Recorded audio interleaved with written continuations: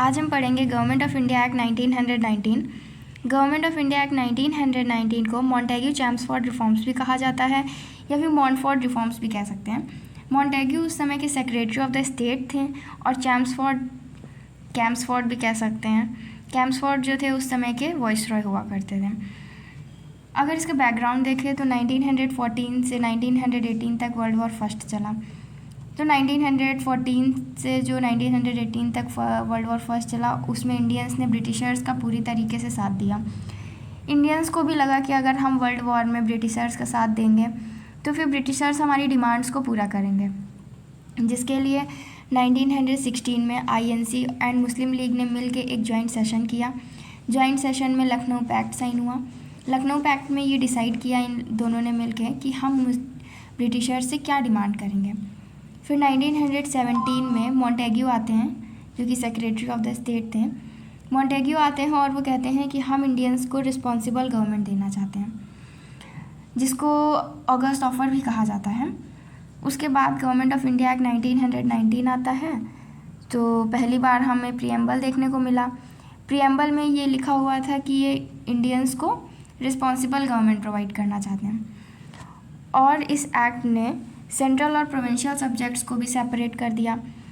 कुछ subject central के अंदर रहेंगे और कुछ प्रोविंसेस के अंदर रहेंगे।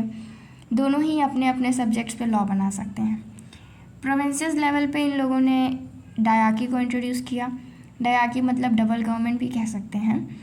क्योंकि प्रोविंसेस जो प्रोविंशियल सब्जेक्ट्स हैं उनको दो पार्ट्स में डिवाइड कर दिया, रिजर्व सब्जेक्ट और ट्रांसफ़र सब्जेक्ट। अब जो रिजर्व सब्जेक्ट है उस पर गवर्नर और उनकी एग्जीक्यूटिव काउंसिल लॉ बनाएगी, जिसमें कि इंडियंस का आई थिंक 1 या 2 थे या फिर बस इतने ही थे। उसके बाद जो ट्रांसफ़र सब्जेक्ट हैं उस पर लॉ बनाने के लिए गवर्नर और उनकी जो काउंसिल थी लेजिस्लेटिव काउंसिल, जिनमें कि इंडियंस थे, वो लॉ बनाएंगे। तो जो काफ़ी इंपॉर्टेंट सब्जेक्ट होते थे उनको रिजर्व सब्जेक्ट के अंदर रखा और जो लेस इंपॉर्टेंट थे उनको ट्रांसफ़र में रखा।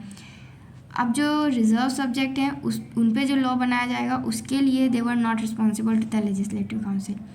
ट्रांसफ़र सब्जेक्ट में जो सब्जेक्ट्स थे उन पे लॉ बनाने के लिए they were responsible to the legislative council. For the first time Indian legislative council was replaced by the upper and lower house of the parliament. Provincial level पे इन्होंने डायाकी को इंट्रोड्यूस किया और सेंट्रल लेवल पे इन्होंने बाईकैमरलिज्म को introduce किया। यानी अब जो सेंट्रल लेजिस्लेटिव काउंसिल थी उसको हटा के अपर हाउस और लोअर हाउस आ गया, जो कि इस समय राज्यसभा और लोकसभा है। Majority members were to be chosen by direct election. Direct election का भी कॉन्सेप्ट लेके आए। जो वॉइसरॉय की एग्जीक्यूटिव काउंसिल थी जिसमें कि 6 मेंबर हुआ करते थे, उसमें से 3 मेंबर्स जो हैं वो अब इंडियंस होंगे, excluding commander in chief. Commander in chief Indians को नहीं बनाएंगे वो लोग।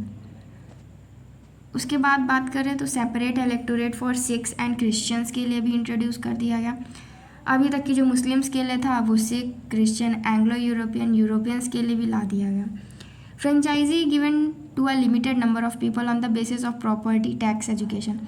बात तो ये लोग इलेक्शंस की कर रहे हैं, लेकिन जो फ्रेंचाइजी थी यानी राइट टू वोट था वो सिर्फ लिमिटेड नंबर ऑफ पीपल्स के लिए था। वो भी सिर्फ प्रॉपर्टी, टैक्स और एजुकेशन के बेसिस पे था। Provincial budget was separated from the central budget. Central budget और प्रोविंशियल बजट को अलग अलग कर दिया। अब वो प्रोविंसेस जो है अपना बजट खुद ही बनाएंगे, खुद ही डिस्कस करेंगे। Provided for setting up a commission to see after 10 years working of the provisions into the force. Simon commission was appointed in 1927। कहने को इन्होंने कहा कि 10 साल के बाद एक कमीशन बिठाएंगे जो कि ये देखेगी कि ये जो प्रोविजंस हैं 1919 के एक्ट के वो सही से काम कर रहे हैं कि नहीं कर रहे हैं। लेकिन 10 years तो पूरे हुए भी नहीं थे कि 1927 में ही साइमन कमीशन को आना पड़ गया। It was the first time the British government declared its intention of introducing a responsible government in the country.